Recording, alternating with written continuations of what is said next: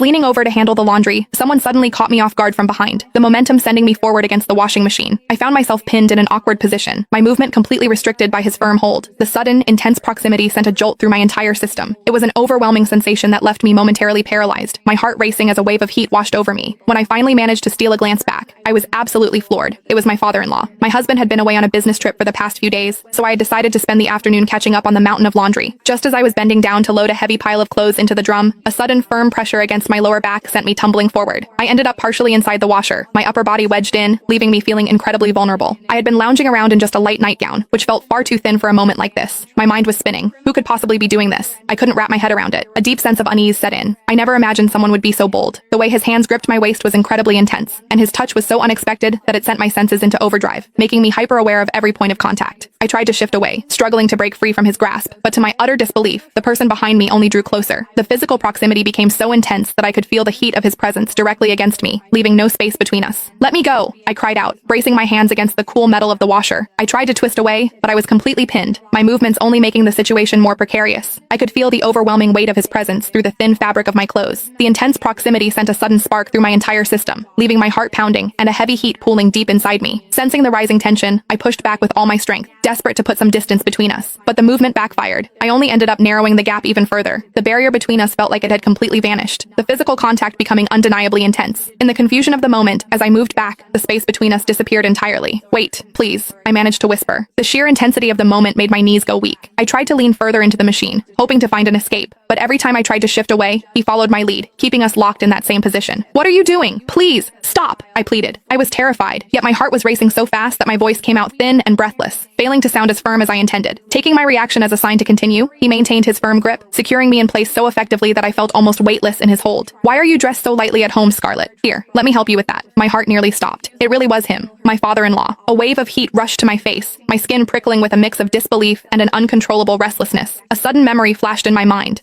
Back when I had first joined the family, I remembered seeing him in casual shorts. He was someone whose presence was impossible to ignore. I couldn't help but remember seeing him in his casual clothes, noticing how imposing he was. And then there were my stockings in the bathroom. They always seemed to be out of place, as if someone had been handling them. Could it have been him? Was he the one? Even though he was in his 50s, he possessed a vitality and strength that felt far more vibrant, sparking a reaction in me that was as confusing as it was intense. The overwhelming heat made it hard to think straight. I tried to hold on to what was left of my composure, even as my body betrayed me with a restless, tingling sensation that I couldn't quite shake. "No, please, put me down." I tried to protest, but as he surged forward once more, a sound escaped my lips that I instantly regretted, a soft gasp that burned with embarrassment. He finally eased up, allowing my feet to find the floor. Just as I began to catch my breath,